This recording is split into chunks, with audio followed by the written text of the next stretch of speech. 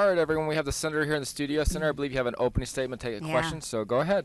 Oh, great. Thanks. And hello, everyone, and good morning. Thanks for joining our call. Before we get to a new effort I'm rolling out today, I have to address the breaking news this morning. Inflation hit yet another 40-year high, 9.1%. Folks, it's out of control, and Iowans are feeling the pinch in their pocketbooks. And yet, Democrats in Washington want to spend more and raise taxes on hardworking Americans and our small businesses. Today's news should be a wake-up call for my friends across the aisle. Now is not the time to raise taxes. Now is not the time to spend more. It's time to unleash American energy and turn off the spending spigot. Now, it's no secret that our adversaries like China and Russia are consistently and aggressively working to undermine the United States, our allies and partners, and our shared national security interests. The world has watched as an emboldened Russia has unjustly invaded Ukraine, while the Chinese continue to eye actions against Taiwan and spread their influence around the globe. Just a couple of weeks ago, I attended the 2022 NATO summit in Madrid, Spain, a meeting of America's top allies. And there, the NATO strategic concept was updated to focus on thwarting Chinese and Russian aggression. As the leader of the free world, our allies and partners are relying on a United States that shows strength, not weakness. In order to continue to be an effective global leader and to continue to protect our homeland, we cannot afford to have our adversaries interfering in any area of our country, in our economy, at our universities, and especially not in our national security.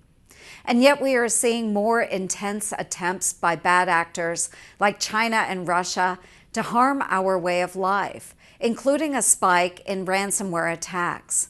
Just last week, FBI Director Christopher Wray, joined by the head of UK's MI5, warned about the rising threat of Chinese espionage in the United States and the UK. Because of this increased activity by our nation's adversaries, the U.S. needs to identify any vulnerabilities in our national security organizations now before it's too late. That is why today I am leading a new bipartisan effort alongside my colleagues, Democratic Senators Gary Peters of Michigan and Maggie Hassan of New Hampshire, to prevent Russian and Chinese influence in federal government consulting. Together, we are introducing the CONSULT Act, or the Combating Obstructive National Security Underreporting of Legitimate Threats Act. The need for the CONSULT Act was spurred by recent reports that the consulting firm McKinsey & Company was providing strategic advice for state-owned companies in China and Russia on militarization efforts while also being awarded national security contracts by the United States. These adversarial Chinese and Russian entities include a handful that have been blacklisted by federal agencies. In response to this glaring concern, our bill streamlines policies across government agencies to identify and eliminate potential conflicts of interest relating to national security within federal consulting contractors. Organizations will have to disclose any conflicts of interest, such as active contracts, contracts held within the last 5 years, and any other relevant information pertaining to foreign adversarial entities like China, Russia, Iran, North Korea, Syria, Cuba, or countries that have been engaged in a project that has been declared a crime against humanity by the Secretary of State. A firm discloses that they have previously or are actively engaged in business with these countries. If they do so, they could be denied a new contract. If firms fail to disclose these relationships, they could be suspended from a current job or banned from federal contracting altogether.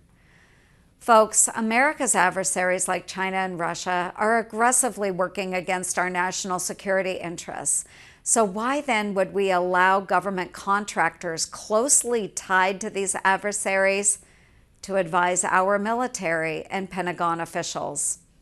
At the very least, this is a conflict of interest, but more seriously, it poses a threat to our national security and makes us more susceptible to foreign interference.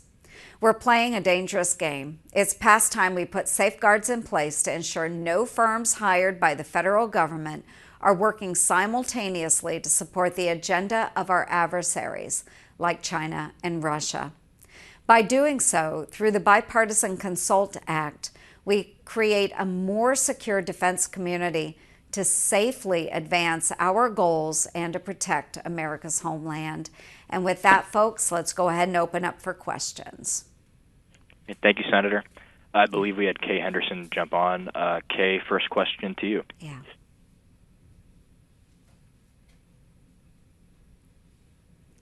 Kay, are you there? Okay, in that case, let's go to Stephen Gruber-Miller with the Des Moines Register. Stephen, go ahead. Yeah. Hey, thank you. Thanks for doing the call, Senator. I have an off-topic question. On the subject of abortion, we had seen some reporting that it was possible you might introduce a national abortion ban. I'm wondering if that is, in fact, a policy you would support, and if so, if you would support any exceptions to that. Thank you. Well, thanks, Stephen. I am adamantly pro-life, and I do believe that the Supreme Court made the right decision in the Dobbs case by sending these decisions back to state and local authorities. So again, adamantly pro-life, and I'm anxious to see what the Iowa legislature and the governor will be debating on this issue. Great. Thanks, Stephen. Next question to Eric Olson. Good morning, Senator. Just following up on the inflation numbers, are there some specific things you would like to see Congress do to start to address this stuff? I know that, obviously the Fed is looking at raising interest rates again, and are you concerned that we're headed toward a recession? I'll address that first. Yes, I am very concerned that we are headed to a recession. And we had a discussion with the chairman of the Fed just a couple of days ago. And certainly raising interest rates is one thing that they can do to try and cool down the economy. But certainly what we should be doing or should not be doing as Congress is spending more money. And what we have heard the Democrats propose just again in recent weeks is bringing back their reckless tax and spend bill. And we know that pumping another $1 trillion into the economy will just exacerbate the problem. And included in that package, it raises taxes on just about every tax bracket out there. So Iowans and our small businesses would definitely feel the heat if they proceed with that package. So let's stop spending money, bottom line. But things that we can do as a United States government to really ease up on some of the inflation issues, included in that, of course, the cost of transportation and fuel. We need to start refining, producing more of our own energy here in the United States of America. We do have the capacity to pump more fuel. We can refine more oil here in the United States. And of course, being from Iowa, I would be remiss if I didn't say that we need to really push on the renewable fuels issue. We certainly could approve E15 year-round as a Congress, not just through executive action, but by making that permanent through legislation. Let's consume more ethanol and biodiesel products out there. Those are always good steps forward. So bottom line, let's unleash American energy. Let's ease up on the restrictive practices surrounding energy out there and just simply stop spending. We just can't keep doing it. Thanks, Eric. Next question to Tom Barton with the Gazette. Hi. Thank you, Senator. Follow-up question with regard to inflation and to I guess efforts to try and bring back the Build Back Better framework. I guess, what's your response to supporters that argue that this spending would include assistance to help Americans who are struggling with the higher costs of their state?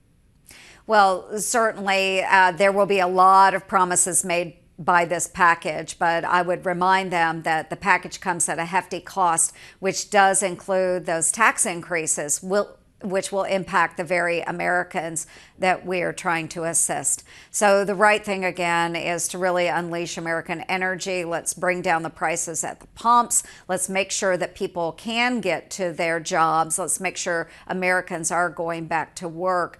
And I think that we'll start to see a correction there. But no doubt, with the policies that have been put in place by the Biden administration and the excessive spending, which again exacerbates inflation, the policies that have been put in place, we know that Americans are hurting. So I think, as we move forward, if a recession hits, it is going to impact a lot of folks across the United States, and they will have their voices heard this fall as they turn out in the fall elections.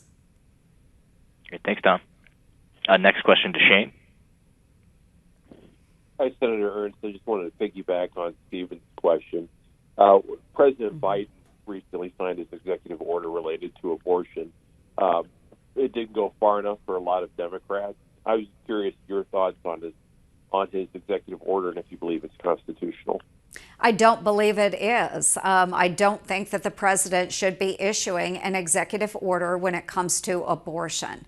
This has been referred back to the states and local authorities by our United States Supreme Court. So this is not a national emergency. This is just, I am outraged by the president's actions. And I know that there are a lot of heated arguments and discussions that will happen because of this decision. That's okay. I just want to remind everybody that a decision has been made by an independent branch of the federal government.